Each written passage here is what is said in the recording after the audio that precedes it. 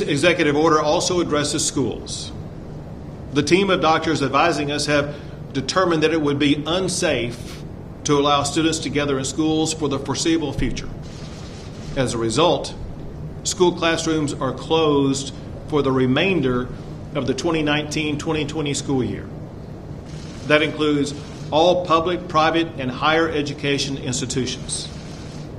Now, teachers will be allowed in the classroom for video instruction if they choose, or to perform administrative duties, or to clean out their classrooms.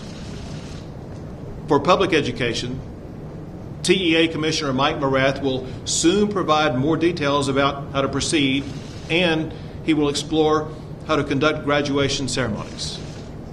For higher education, Commissioner Harrison Keller will provide similar advice to colleges and universities about how to conclude programs this semester and how to operate semesters this coming summer.